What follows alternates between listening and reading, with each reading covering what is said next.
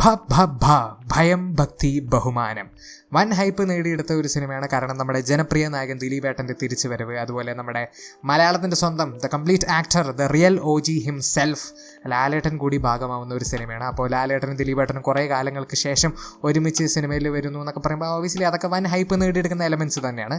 അതുപോലെ തന്നെ വൻ വിമർശനങ്ങളും നേടിയെടുത്ത ഒരു സിനിമയാണ്. കാരണം റീസെൻ്റായി നടന്ന കേസും അതിൻ്റെ കുറച്ച് പരിപാടികളൊക്കെ കാരണം. സിനിമയെ പറ്റി പറയുന്നതിന് മുന്നേ എനിക്ക് കുറച്ച് കാര്യങ്ങൾ പറയാനുണ്ട്. ഏതൊരു കേസ് പോലെയും ഈ കേസിലും അതിജീവിതയ്ക്ക് നീതി ലഭിക്കണം എന്നുള്ളത് തന്നെയാണ് എൻ്റെയും അഭിപ്രായം. അതിജീവിതയ്ക്ക് നീതി ലഭിക്കുന്നത് വരെ, അല്ലെങ്കിൽ സ്വയം നീതി ലഭിച്ചു എന്ന് വിശ്വാസമാവുന്നത് വരെ അവർക്ക് പോരാടാനുള്ള എല്ലാവിധ റൈറ്റ്സും ഉണ്ട്. അവർ പോരാടണം. ആൻഡ് ആ ഒരു പോരാട്ടം തീരുന്നത് വരെ ദിലീപ് എന്നുള്ള മനുഷ്യൻ എൻ്റെ മനസ്സിൽ ഒരു ഗ്രേ സ്പോട്ടിൽ തന്നെ ആയിരിക്കും ഇരിക്കുക. പക്ഷേ ദിലീപ് എന്നുള്ള ആക്ടർ, ആ ആർട്ടിസ്റ്റ്, അല്ലെങ്കിൽ ആ ഒരു ജനപ്രിയ നായകൻ, അതിനെ എനിക്ക് ഹേറ്റ് ചെയ്യാൻ പറ്റില്ല. കാരണം അതെൻ്റെ ചൈൽഡ്ഹുഡായിപ്പോയി.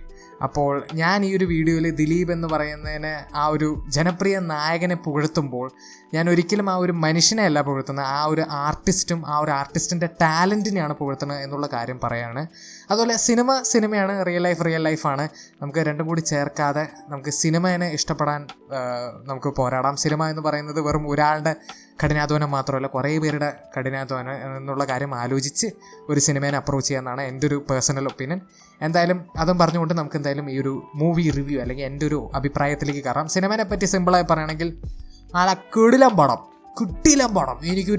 ഞാൻ ഈ പടം ഭയങ്കര തിയേറ്ററിൽ എൻജോയ് ചെയ്തു എന്ന് തന്നെ പറയേണ്ടി വരും. അതിൽ കുറേ ഘടകങ്ങളുണ്ട്. അവരെന്താണോ മാർക്കറ്റ് ചെയ്ത് അത് തന്നെയാണ് ഈ സിനിമ കേട്ടോ. അഥവാ നോ ലോജിക്, പ്യുവർ മാഡ്നസ്, പക്കാ ഓവർ ദ ടോപ്പ് ക്രേസി പരിപാടി. പ്രത്യേകിച്ച് കഥയൊന്നുമില്ല. സ്ക്രീൻ പ്ലേ എന്നൊക്കെ പറഞ്ഞാൽ എന്തൊക്കെയൊക്കെയോ ക്യാരക്ടേഴ്സ് വരുന്നു, അവരെന്തൊക്കെയൊക്കെയോ പറയുന്നു, അവരെന്തൊക്കെയൊക്കെയോ ചെയ്യുന്നു, അത് കാരണം എന്തൊക്കെയൊക്കെയോ നടക്കുന്നു. അതാണ് ഈ പടത്തിൻ്റെ സ്ക്രീൻ പ്ലേ എന്നൊക്കെ പറഞ്ഞാൽ.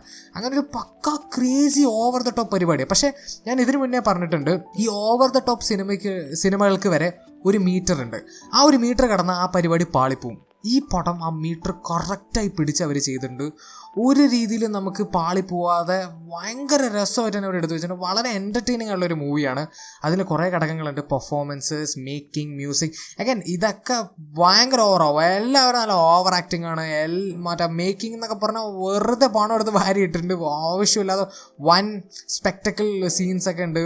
അതുപോലെ മ്യൂസിക് എന്ന് പറഞ്ഞാൽ ആവശ്യമില്ലാത്ത സ്ഥലത്തൊക്കെ ഭയങ്കര ലൗഡായിട്ടുള്ള ബാക്ക്ഗ്രൗണ്ട് മ്യൂസിക്കും ഉണ്ട്. ബട്ട് ഇതൊക്കെ ആ പടത്തിൻ്റെ അസ്തറ്റിക് അതാണ്. അതിനെ മോർ ബ്യൂട്ടിഫുൾ ആക്കാൻ, കൂടുതൽ എൻജോയബിൾ ആക്കാൻ നന്നായിട്ട് ഇത് ഹെൽപ്പ് ചെയ്തു എന്നാണ് എനിക്ക് ഫീൽ ചെയ്തത്. ആദ്യം തന്നെ പെർഫോമൻസസിൻ്റെ കാര്യം പറയുകയാണെങ്കിൽ ഈ ഒരു റോള്, അഥവാ നമ്മുടെ ദിലീപേട്ടൻ ചെയ്ത ആ ഒരു റോള് ദിലീപേട്ടനേക്കാളും പെർഫെക്റ്റ് ആയിട്ട് വേറൊരാൾക്ക് ചെയ്യാൻ പറ്റുന്ന എനിക്ക് തോന്നുന്നില്ല. This is a role tailor made for him. He has done amazingly. ആ മനുഷ്യൻ്റെ എനർജി, ആ ഒരു കരിസ്മ, എന്താ ഞാൻ പറയാം, ആ മനുഷ്യനെ സ്ക്രീനിൽ കാണുമ്പോൾ കിട്ടുന്ന ഒരു ഫീൽ ഉണ്ട്. അത് അന്യായം തന്നെയായിരുന്നു. പിന്നെ നമ്മുടെ ലാലേട്ടനെ പറ്റി ഞാൻ എന്താ പറയുക, ആ മനുഷ്യൻ വെറുതെ വന്ന് നിന്നാൽ മതി. അത് മനുഷ്യനാണോ എന്ന് എനിക്ക് ഭയങ്കര സംശയമുണ്ട്. ബിക്കോസ് എങ്ങനെയാണ് ഒരു വെറുതെ വന്ന് നിൽക്കുകയാണ്, അപ്പോൾ കിട്ടുന്ന ഒരു എനർജി, ആ ഒരു ബൂസ്റ്റ്, ആ ഒരു കിക്ക്, അതെനിക്ക് പറഞ്ഞറിയിപ്പിക്കാൻ പറ്റില്ല. നിങ്ങൾ ഈ പടം ഒരു നല്ല എനർജറ്റിക് ക്രൗഡിൻ്റെ ഇടയിൽ നിന്ന് കാണാം. അപ്പോഴേ നിങ്ങൾക്ക് ഞാൻ പറയുന്ന ആ ഒരു പരിപാടി മനസ്സിലാവും. അന്യായ level screen presence man, and ആ ഒരു energy, he is amazing man. പിന്നെ അതുപോലെ തന്നെ ഈ രണ്ട് നടന്മാർ മാത്രമല്ല കേട്ടോ, ഈ ഒരു സിനിമയിൽ അഭിനയിച്ച എല്ലാ നടന്മാർക്കും, എല്ലാ ക്യാരക്ടേഴ്സിനും നല്ല റോള് കിട്ടിയിട്ടുണ്ട്. ഇപ്പോൾ ബൈജു ചേട്ടനൊക്കെ കിടിലനായിരുന്നു. നല്ല കിടിലൻ കുറച്ച് മൊമെൻറ്റ്സ് ഒക്കെ ഉണ്ട് പടത്തിൽ. അതൊക്കെ നല്ല രസമായിട്ട് ചെയ്തു. അതുപോലെ വിനീത് ശ്രീനിവാസൻ പക്ക ഒരു crazy over the top psychotic villain പരിപാടിയാണ്. അത് നല്ല വൃത്തിക്ക് തന്നെ ചെയ്തിട്ടുണ്ട്. എൻ്റെ അറിവിൽ വിനീത് ശ്രീനിവാസൻ ഇങ്ങനത്തെ ഒരു റോൾ ഇതിന് മുന്നേ ചെയ്തിട്ടില്ല. അത് നല്ല വൃത്തിക്ക് തന്നെ വിനീത് ശ്രീനിവാസൻ ചെയ്തു എന്നാണ് എനിക്ക് ഫീൽ ചെയ്തത്. അതുപോലെ ധ്യാൻ ശ്രീനിവാസൻ ബേസിക്കലി പടത്തിൽ ധ്യാനായിട്ട് തന്നെയാണ് വന്നിരിക്കുന്നത്. അത് നല്ല രസമായിട്ട് തന്നെ ആൾ ചെയ്തു വെച്ചിട്ടുണ്ട്. ഒരു സീനിലൊക്കെ നല്ല കിടല ഡയലോഗ് അടിക്കേണ്ട, അതൊക്കെ നല്ല വരവേൽപ്പായിരുന്നു തിയേറ്ററിൽ. അതുപോലെ വേറെ കുറേ പേര്, സാൻഡി കിടിലനായിരുന്നു. പിന്നെ നമ്മുടെ തമിഴ് ആക്ടർ ശരണ്യ, അതുപോലെ ബാലു വർഗീസ്, ഇവരൊക്കെ എല്ലാവർക്കും. അതുപോലെ എടുത്തു പറയണേ നമ്മുടെ ദേവ്ജി, ഇവർക്കൊക്കെ കിട്ടിയ റോള് നല്ല കിടിലനായി അവർ ചെയ്തിട്ടുണ്ട്. അതുപോലെ എല്ലാ ക്യാരക്ടേഴ്സിനും ഷൈൻ ചെയ്യാൻ മൊമെൻറ്റ്സ് ഉണ്ട്. അത് നല്ല രസമായിട്ട് തന്നെ അവർ ചെയ്തു എന്ന് തന്നെ പറയേണ്ടി വരും. പിന്നെ മേക്കിംഗ്, ടെക്നിക്കൽ, ഇവിടെ വരുമ്പോൾ എനിക്കൊരു നെഗറ്റീവ് പറയാനുണ്ട്. ഈ പടത്തിൻ്റെ വിഷ്വൽ എഫക്ട്സ് അല്ലെങ്കിൽ ഗ്രീൻ സ്ക്രീൻ എഫക്ട്സ്, CJ ഭയങ്കര ഷോക്കായിരുന്നു പറഞ്ഞാൽ അപ്പോൾ ടെക്നിക്കലി ഈ പടം അവർ മെജോറിറ്റി പരിപാടികളും പ്രാക്ടിക്കലായിട്ടാണ് ചെയ്തിരിക്കുന്നത്. വളരെ കുറവ് വിഷ്വൽ എഫക്ട്സ് ഉപയോഗിച്ചു എന്നാണ് എൻ്റെ വിശ്വാസം. പക്ഷേ ആ വിഷ്വൽ എഫക്ട്സും ഗ്രീൻ സ്ക്രീൻ എഫക്ട്സും അതുപോലെ CG ഒക്കെ വരുമ്പോൾ നമുക്ക് ക്ലിയറായി മനസ്സിലാവും അതാണെന്ന്. അത് നല്ലൊരു കല്ല് കടിയുന്നു. അത് ഡെഫിനറ്റ്ലി പടത്തിന് നെഗറ്റീവ്. ബട്ട് ആ ഒരു ഘടകം മാറ്റി നിർത്തി കഴിഞ്ഞാൽ ടെക്നിക്കലി പടം ഭയങ്കര എക്സെൻട്രിക് ആണ്. നന്നായിട്ട് തന്നെ അവരെടുത്ത് വെച്ചത്. ആ പടത്തിന് വൈബിന് സെറ്റായ ആ വിഷ്വൽസ് തന്നെയാണ് അവരെടുത്ത് വെച്ചിരിക്കുന്നത്. ഓഡിയോ ഡിപ്പാർട്ട്മെൻറ്റൊക്കെ ആ പടത്തിൻ്റെ വൈബും ആ ടോണിനും പറ്റിയ രീതിയിൽ തന്നെ ഓഡിയോ പരിപാടികളൊക്കെ ചെയ്തു വെച്ചിട്ടുണ്ട്. അത് പറയുമ്പോൾ എടുത്ത് പറയേണ്ട മ്യൂസിക്കാണ്. പാട്ടുകൾ നമ്മുടെ ഷാൻ റഹ്മാനും ബാക്ക്ഗ്രൗണ്ട് മ്യൂസിക് നമ്മുടെ ഗോപി സുന്ദറാണ്. ഈ പടത്തിൻ്റെ റിലീസിന് മുന്നേ അഴിഞ്ഞാട്ടം എന്ന് പറഞ്ഞിട്ടുള്ളൊരു പാട്ട് അവർ റിലീസ് ചെയ്തിട്ടുണ്ടായിരുന്നു. വൻ ഹേറ്റ് ആണ് നേടിയെടുത്തത്. ഞാൻ സത്യം പറയാലോ, ആ ഒരു പാട്ട് തിയേറ്ററിൽ നല്ല വൈബായിരുന്നു. നല്ല വൈബ് എന്ന് പറഞ്ഞാൽ സൂപ്പർ വൈബായിരുന്നു.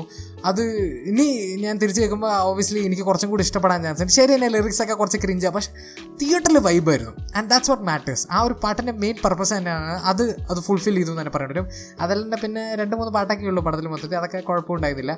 ബാക്ക്ഗ്രൗണ്ട് മ്യൂസിക് അഗൈൻ പടത്തിന് വൈബിന് സെറ്റായ ബാക്ക്ഗ്രൗണ്ട് മ്യൂസിക്കിനെ അവർ ഗോപി സുന്ദർ ഉണ്ടാക്കി വെച്ചിട്ടുണ്ടെന്നാണ് എൻ്റെ ഒരു പേഴ്സണൽ ഒപ്പീനിയൻ. പക്ക കുറച്ച് റോക്ക് പരിപാടിയൊക്കെ ഉണ്ട്, അതൊക്കെ നല്ല രസമായിരുന്നു. ബട്ട് ഈ പടത്തിൻ്റെ ഒറിജിനൽ ബാക്ക്ഗ്രൗണ്ട് മ്യൂസിക്കിൻ്റെ കാര്യത്തിൽ ഈ പടത്തിൽ കുറേ ക്ലാസിക് പാട്ടുകളൊക്കെ അവർ ഉപയോഗിച്ചിട്ടുണ്ട്. അതാണ് ശരിക്കും തിയേറ്ററിൽ ഇമ്പാക്റ്റ് ക്രിയേറ്റ് ചെയ്തതെന്ന് എനിക്ക് ഫീൽ ചെയ്തത്. അതൊക്കെ നൈസായിരുന്നു, നൈസ് ഇംപ്ലിമെൻറ്റേഷൻ ആയിരുന്നു ആ പാട്ടുകളുടെയൊക്കെ. അങ്ങനെ മൊത്തത്തിൽ നല്ല കിടിലം പടം. ഇനി പടത്തിന് നെഗറ്റീവ്സ് ഉണ്ടോ ചോദിച്ചാൽ ഉണ്ട്. സത്യം പറയുമല്ലോ, ഈ പടത്തിൻ്റെ ഫസ്റ്റ് ഹാഫിൻ്റെ തുടക്കമില്ലേ, ഒട്ടും എനിക്ക് വർക്കായില്ല. ഒട്ടും വർക്കായില്ല പറഞ്ഞാൽ ഹ്യൂമർ എനിക്ക് വർക്കാവുണ്ടായിരുന്നില്ല. മാസ് മൊമെൻറ്റ്സ് ഒന്നും എനിക്കൊരു ഇമ്പാക്റ്റ് ക്രിയേറ്റ് ചെയ്യാണ്ടായിരുന്നില്ല. ക്യാരക്ടേഴ്സ് ഒന്നും കണക്റ്റ് ആവുന്നില്ല. പക്ഷേ പിന്നെ ആ ഒരു ഇൻ്റർവെൽ സീന് വന്നു. എൻ്റെ പൊന്നു, അന്യായ ലെവൽ തിയേറ്ററിക്കൽ എക്സ്പീരിയൻസ് ആയിരുന്നു ആ ഒരു ഇൻ്റർവെൽ സീന്. അതിനുശേഷം പടം കത്തിക്കേറി. സെക്കൻഡ് ഹാഫ് ഫുൾ വർക്കായി, അഥവാ ഹ്യൂമർ വർക്കായി, മാസ് സീൻസൊക്കെ വർക്കായി, എല്ലാം വർക്കായി സെക്കൻഡ് ഹാഫിൽ. അഥവാ ഇൻ്റർവെല്ലിൽ വരെ സത്യം പറയില്ല, പടം ഭയങ്കര ഫ്ലാറ്റായിരുന്നു. പടം കൈവിട്ട് പോയി എന്ന് തന്നെ ഞാൻ വിചാരിച്ചു. പക്ഷേ ഇൻ്റർവെല്ലിന് ശേഷം ഒരു കിഡിലൻ അന്യായ ലെവൽ തിയേറ്ററിക്കൽ എക്സ്പീരിയൻസ് ആയി സിനിമ തന്നത്. പിന്നെ ഞാൻ എടുത്തു പറയേണ്ട ഒരു വാക്ക് തിയേറ്ററിക്കൽ എക്സ്പീരിയൻസ്. ഈ പടം നിങ്ങൾ വല്ല വീട്ടിൽ OTT-യിലൊക്കെ റിലീസാകുമ്പോൾ വല്ല മൊബൈൽ ഫോണോ കമ്പ്യൂട്ടറോ അല്ലെങ്കിൽ ലാപ്ടോപ്പിലോ ഇരുന്ന് കണ്ടാൽ നിങ്ങൾക്ക് ഈ പടം ഒരിക്കലും ഇഷ്ടപ്പെടില്ല. അല്ലെങ്കിൽ നിങ്ങൾ വല്ല മൾട്ടിപ്ലക്സിലോ വല്ല ആരും ഇല്ലാത്ത തിയേറ്ററിൽ പോയിട്ടൊക്കെ ഈ സിനിമ കണ്ടാൽ നിങ്ങൾക്ക് ഒരു ചത്ത എക്സ്പീരിയൻസ് ആയിരിക്കും കിട്ടുക. ഇത് ഒരു പക്ക എനർജറ്റിക് ക്രൗഡിൻ്റെ ഇടയിൽ ഇരുന്ന് കാണാൻ വേണ്ടി ഉണ്ടാക്കിയൊരു സിനിമ. അത് അങ്ങനത്തെ ഒരു ക്രൗഡിൻ്റെ ഇടയിൽ നിന്ന് തന്നെ നിങ്ങൾ എക്സ്പീരിയൻസ് ചെയ്യണം എന്നാണ് എൻ്റെ ഒരു പേഴ്സണൽ ഒപ്പീനിയൻ. ഇല്ലെങ്കിൽ ഈ പടം നിങ്ങൾക്ക് ജീവിതത്തിൽ ഇഷ്ടപ്പെടില്ല, വെറുക്കും നിങ്ങൾ ഈ സിനിമേനെ. അമ്മാതിരി ഒരു പടമാണിത്. സോ അങ്ങനത്തെ ഒരു ക്രൗഡിൻ്റെ ഇടയിൽ ഇരുന്നിട്ട് നിങ്ങൾ ഈ ഒരു സിനിമ കാണാൻ പറ്റുന്നത്ര ശ്രമിക്കുക എന്നാണ് എൻ്റെ ഒരു personal opinion. But other than that man, I enjoyed it. എനിക്കൊരു അന്യായ ലെവൽ കിഡിലും തിയേറ്ററിക്കൽ എക്സ്പീരിയൻസ് ആയി സിനിമ തന്നത്. And that's my opinion on ഭ. നിങ്ങൾ സിനിമ കണ്ടവരാണെങ്കിൽ നിങ്ങളുടെ ഒപ്പീനിയൻ കമന്റ് സെക്ഷനിൽ ഡ്രോപ്പ് ചെയ്യാൻ മറക്കരുത്. ആൻഡ് വീഡിയോ ഇഷ്ടപ്പെട്ടെങ്കിൽ ലൈക്ക് ചെയ്യുക, ഷെയർ ചെയ്യുക, സബ്സ്ക്രൈബ് ചെയ്യുക, നോട്ടിഫിക്കേഷൻ ബെൽ അമർത്താൻ മറക്കരുത്. And I will see you guys in next video. By.